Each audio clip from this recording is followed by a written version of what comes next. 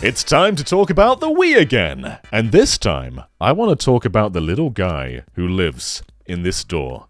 We're of course talking about the SD card. Now, up until now, Nintendo made their own memory cards. You couldn't take stuff from a PC and put it on your console. That's scary. But with the Wii, they trusted us to not exploit this, and of course no one did. And I want to talk about two very specific games made by Nintendo that officially supported the SD card and allowed you to take stuff from your computer and put them on your Wii and use them in the game itself. What a radical concept. Let's look at them. The Wii Photo Channel's got a few cool applications. You can take photos that appeared on the Wii message board and view them whenever you want, so you can see your Mario Galaxy star count or your Mario Kart Wii victory screen whenever you desire. You can also take pictures from an SD card and view them on the big screen, which in 2006 was actually quite delightful. But the more interesting stuff is taking those pictures and turning it into a slide puzzle, or watching a slideshow of your best moments. But in this slideshow, you can actually replace the music. There are some options pre-installed, but in 2007 on the Photo Channel 1.0, any MP3 laying in your SD card is viewable here, and you can then overlay your music with the slideshow, like this.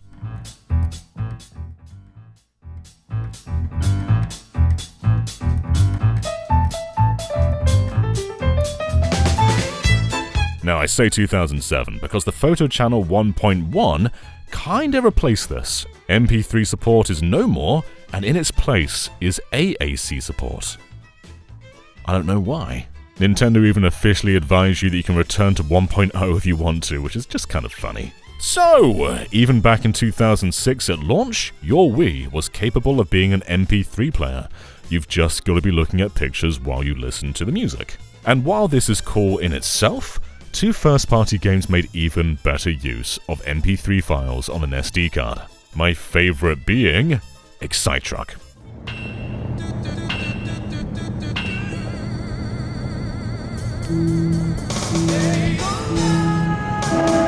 Excite Truck was the most underrated Wii launch title. This game is so much fun.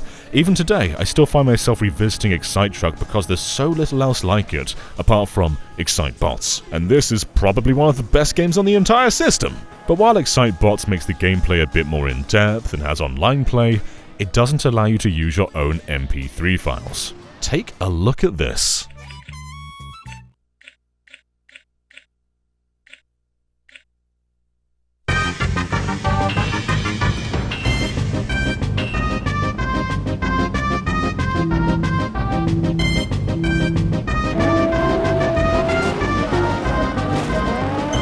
This drastically changes the tone of the game. You can go from races like this one right here, to races a bit more serene, like this one here.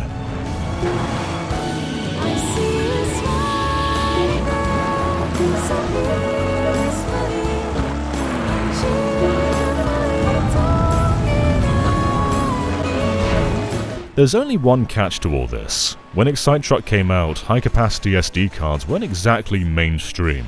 And so, Excite Truck only seems to recognize SD cards up to 2 GB in size. So this 32 gig one here just doesn't show up, whereas as soon as this old 1 gig one goes in, boom! What a great soundtrack. Excite Bike with stabilizers on. The video game.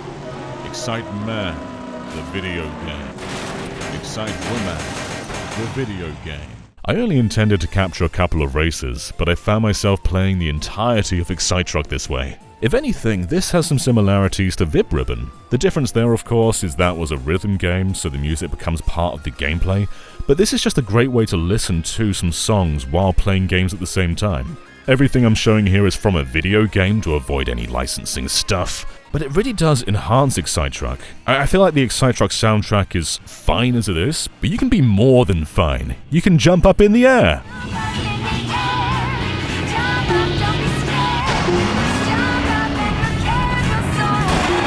It just kinda goes to show how much a good soundtrack elevates everything. Of course, the game still has to be good, and this is very good. But when you have a rocking song playing in the background, it becomes something so much more. And we can also be very naughty and include PlayStation and Xbox soundtracks too. Who's gonna stop us? Excite Truck's actually a really good looking Wii game. The scale is enormous, you're zooming past at incredible speeds, you're deforming the terrain with these pickups. It's just a really nice looking game and it plays so well. Let me just give you a little sizzle reel of some of the songs I chose to match with these tracks.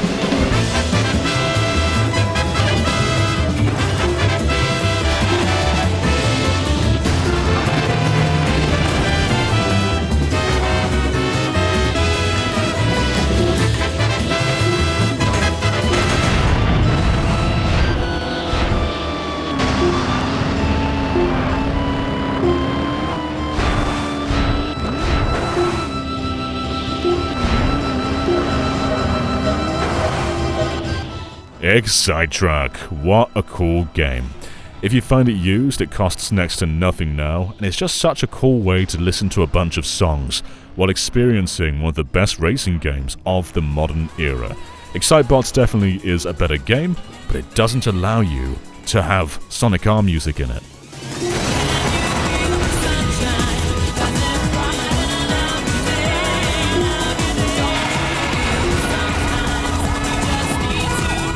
So, Excite Truck was a really great launch title and showcased the power of what an SD card can bring to modern games.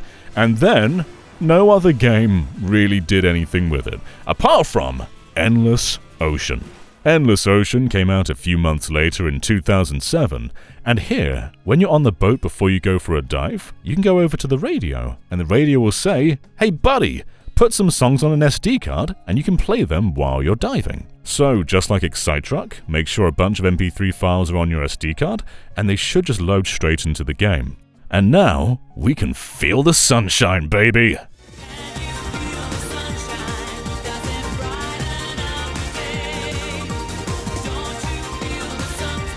I will say, given the longer play sessions of Endless Ocean, I'm not entirely sure this feature quite makes as much sense as Excite Truck. You can only select your song before the dive, so it just kinda ends up looping over and over again.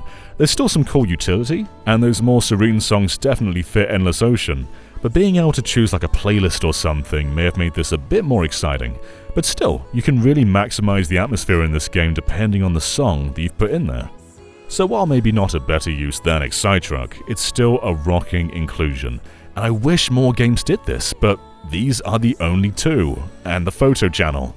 If you're curious about more obscure Wii features, we did a whole video about the message board, including a horror game that sends messages straight to you when you encounter a ghost. Obviously, most Nintendo games already have rocking soundtracks, but imagine games like Super Smash Bros. Brawl, where you can just put anything you want on the SD card, and it is a backing track. That would have been perfect. If a character that you wanted didn't get in, you could put their voice clips in the background of the game. That would have been delightful. Anyway, thank you for watching, everybody, and I will catch you the next time I have an obscure Wii feature that I wish to talk about. I do have one in mind. We'll see if I do it. Anyway, see you next time. Bye! Seems